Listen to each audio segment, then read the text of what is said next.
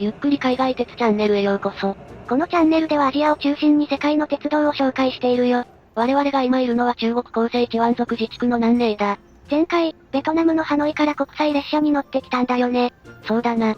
南寧は人口800万の都市で、地下鉄も5路線が走っている。南寧は観光地としてあまり有名ではないが、繁華街、徴用広場のビルに書かれた南寧の文字がちょっとした観光スポットになっており、チワン族をはじめとした少数民族の文化を紹介した博物館も見応えがある。そして、鉄道ファンにとって見逃せない観光スポットがこちらの線路と並走する陸橋。南寧駅、南寧東駅間を走行する列車を、列車と同じ目線から撮影できる。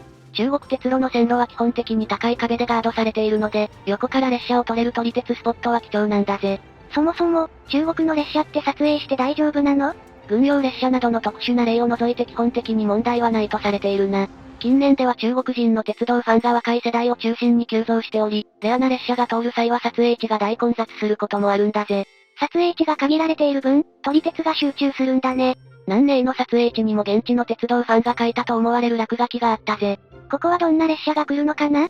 この区間は複々線で、南寧を経由する様々な列車が通過する。南寧からは広州、桂林調査、紀陽重慶、昆明の各方面に高速列車が運行されている。また、ベトナム国境に近いスーサ、北海防上広域高速列車もある。南寧を経由する高速列車の使用形式は E2 系をベースとした CRH2A が大半を占めるぜ。CRH2A が10分おきぐらいに通過していくね。高速列車より本数が少ないが、在来線の客車列車もやってくる。この列車は南寧発西都西行き。寝台車両を中心に客車19両を連結した長大編成だぜ。次にやってきた列車は近年数を増やしている在来線用プッシュプル列車の CR200J。中国には見た目がこの形式にそっくりな AD 界という乳酸菌飲料が存在するため、鉄道ファンから AD 界の愛称で呼ばれているぜ。確かに、色が同じだね。次の列車も CRH2A かな？あれ？なんか黄色くない？これってまさか。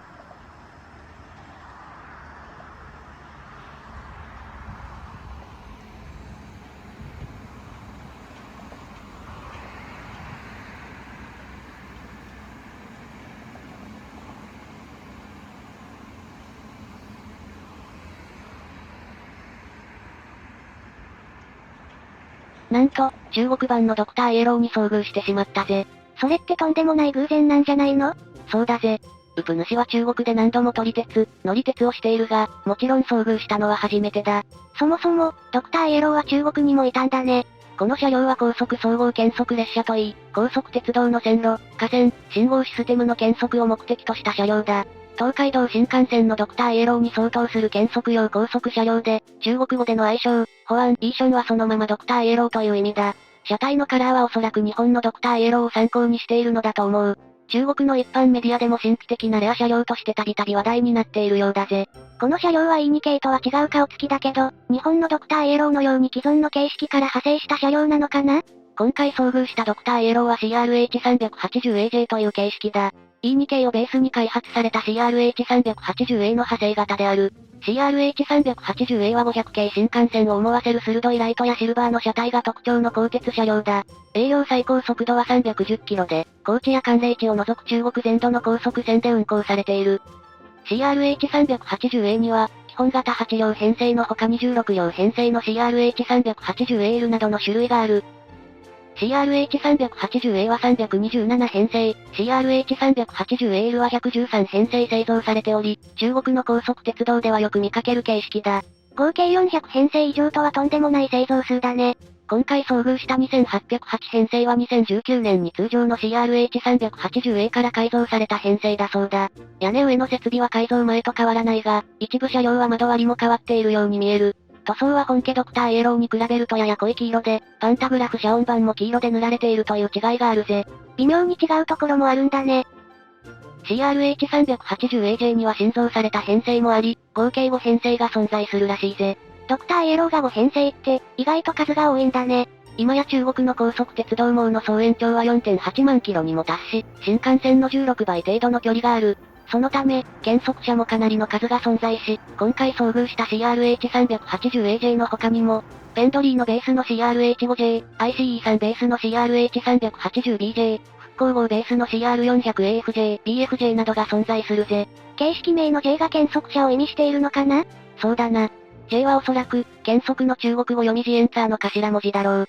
検測車両は心臓以外に訳あり編成から改造されるケースもあり、2008年の雲州での脱線転落事故の該当編成である CRH239E は、心臓車を組み込んだ上で検測車両、CRH2J205 に改造され運行中だそうだ。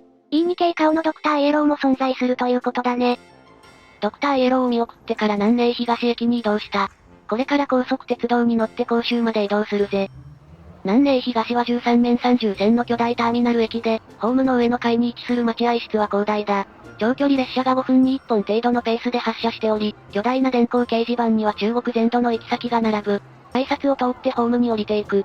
今回乗車する列車は南寧東発、甲州南行き D577 時、CRH2A で運行される。ここでミラクルが発生。なんと、奥のホームに先ほど遭遇したドクターイエローが停車していたぜ。さっき見た南寧東から南寧駅に移動していた編成が、折り返して南寧東駅に戻っていたのだ。同じ日に2回もドクターイエローに会えるとは、ラッキーな日だね。停車しているホームまで行って撮影すればいいのではと思う視聴者もいるかもしれないが、中国の高速鉄道駅はホームごとに改札があるので、自由にホーム間を移動することはできないんだぜ。発車時刻が近づいているので D577 時列車に乗り込もう。南寧は CRH2A の牙城なだけあって、隣にも2編成の CRH2A が停車中だ。隣の CRH2A は8両編成だが、今回乗車する列車は8両2編成を連結した10連編成。中国の高速列車はよく2編成を連結して走っているが、東北新幹線のように途中で切り離すような運用は行われないぜ。単に輸送力を増やしているだけなんだね。CRH2A は E2 系の中国仕様であり、2007年に運行を開始した中国鋼鉄第1世代だ。2013年以降製造の編成はマイナーチェンジが行われ、乗務員用ドアの代わりに小窓がついている。南寧など河南地域で見られる CRH2A はこの後期型が多い。CRH2A の製造数は367編成に達し、吊り目ライトがついた CRH2C、寝台仕様の CRH2E、高知寒冷地仕様の CRH2G などの派生型も存在する。さらに先ほどのドクターイエローを含む CRH380A や最新型の CR400AF 系統も CRH2 の進化系だぜ。E2 系は中国で独自の進化を遂げているんだね。車内に入ってみよう。今回は JR のグリーン車に相当する一等車に乗車する。一等車の座席は2列プラス2列、方向転換が可能だ。E2 系がベースの車両なだけあって座席や内装は E2 系とほとんど同じだぜ。座席の生地まで E2 系のグリーン車と同じなんだね。CRH2A は8両編成で、南寧側の1号車が1等車、2から8号車が2等車だ。2等車の車内はこんな感じ。座席は3列プラス2列で、こちらも内装は E2 系と全く同じだぜ。8時43分、列車は帝国通り南寧東駅を出発した。この列車は D577 時。停車駅は、南寧東、紀行、五州南、甲州南だ。紀行には9時25分、五州南には10時20分、甲州南には11時40分に到着予定だぜ。南寧甲州間の所要時間は3時間弱なんだね。南寧東を出発後しばらく、優州、桂林方面に伸びる遊南高速線と並走する。出発後すぐに、列車速度は営業最高速度の250キロに達した。広西チワン族自治区には石灰岩が削れてできたカルスト地形が多く、車窓からは時折、奇妙な形の山が見えるぜ。水墨画のような風景だね。車内の様子を見てみよう。1両しかない1等車はほぼ満員なのに対して2等車はかなり空席が多い。一昔前まで、中国の鉄道といえばほぼ全ての列車が満席で切符の入手が難しかったのだが、近年は高速線の建設、高速列車増発によって輸送力に余裕ができているようだぜ。客室とは異なり、化粧板が白色のデッキは E2 系と少し違う印象を受ける。トイレはバリアフリー仕様。中国特有の設備として、給湯器がある。飲み水やカップラーメンの調理に使えるぜ。食堂車は存在しないものの、5号車には車内販売の拠点となる厨房があり、直接、飲み物や弁当を購入することも可能だ。今回は一番安い36元の弁当を購入してみた。弁当は2段重ねで、魚の揚げ物、じゃがいも、野菜とたっぷりの白米が入っている。レンチンではあるが、量が多くなかなか美味しいぜ。列車内で熱々の食事が食べられるのは嬉しいね。日本の新幹線では車内販売はすっかり廃れてしまったが、中国の高速鉄道は乗車時間が5時間を超える列車もざらに存在するので、食事を提供する設備は欠かせないんだぜ。車内のモニターでは南寧とベトナムのハノイを結ぶ国際列車の宣伝をしていた。南寧ハノイ間の国際列車はコロナで運休していたが、2025年5月に運行を再開したぜ。前回の動画で詳しく解説しているよ。しばし、広西チワン族自治区と広東省の車窓をお楽しみください。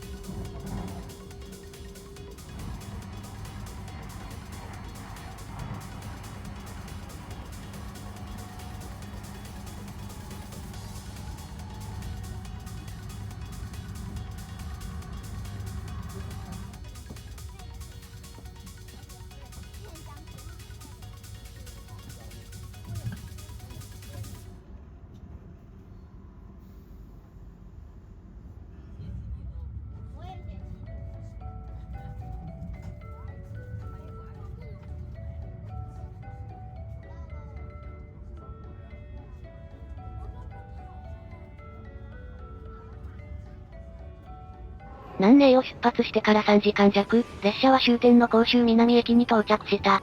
最高速度でも揺れたりすることはなく、快適な乗り心地だったね。ちなみに、CRH2A のパンタグラフは E2 系とは異なり、ドイツメーカーの製品を採用している。E2 系に比べるとごついね。中国の高速鉄道は全編成のパンタグラフ横に架線減速装置がついている。点滅しているので夜はよく目立つぜ。通常車両でも減速を行っているんだね。甲州南に到着した D755 時はすぐに折り返しの南寧東経由北海行き D3726 時となる。15分ほど停車した後、南寧方面に向けて出発したぜ。中国の高速鉄道は思ったより折り返し時間が短いんだね。今回の動画はここまで。このチャンネルでは他にも中国の鉄道についての動画をたくさん上げているから、興味が湧いた人はぜひ見てみてほしいぜ。ご意見ご感想をお待ちしております。高評価とチャンネル登録もよろしくね。それでは、ご視聴ありがとうございました。